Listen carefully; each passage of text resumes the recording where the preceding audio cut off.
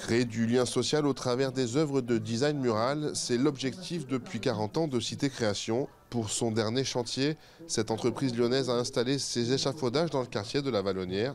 Première étape du projet et clé de la démarche de Cité Création, la concertation avec les habitants du quartier.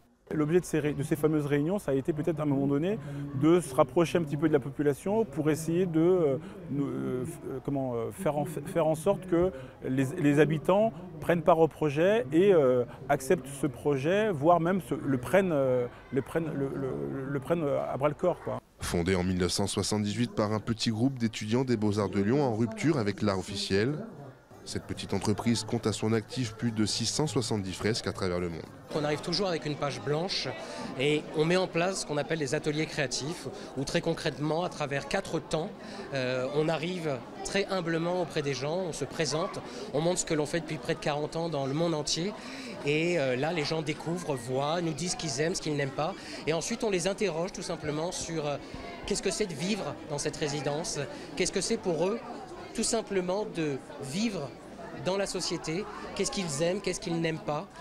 Une fois le projet dévoilé aux habitants du quartier, tout commence dans l'atelier. D'abord 2 semaines de préparation pour confectionner 180 calques.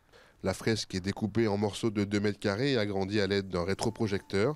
Chaque bout de fresque est alors projeté sur un papier calque, puis à l'aide d'une roulette, les contours du dessin sont percés. Ces calques précieusement répertoriés donneront toutes les indications sur les différents tons de couleurs que les peintres devront appliquer pour réaliser la fresque.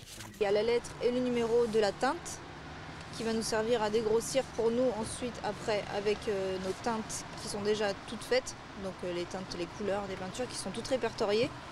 On n'aura plus qu'à monter et nous avec nos petits pots de peinture, bête et discipliné, il faudra remplir les zones avec ce qu'on est en train de faire maintenant, vraiment en train de découper toutes les tâches.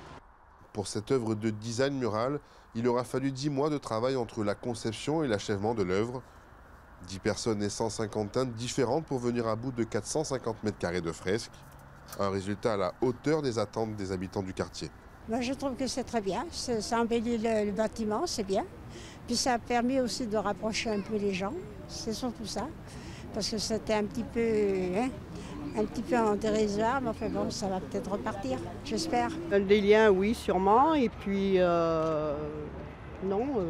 fiers de notre quartier, oui, parce que on est toujours fiers, plus ou moins, mais là, ça l'embellit, alors c'est normal qu'on soit fiers. Aujourd'hui, les habitants de la Vallonnière affirment être fiers de leur lieu de vie. Cette fresque, c'est leur histoire, leur patrimoine, selon leur propre dire, qu'ils pourront partager avec les 80 000 automobilistes qui passent devant chaque jour.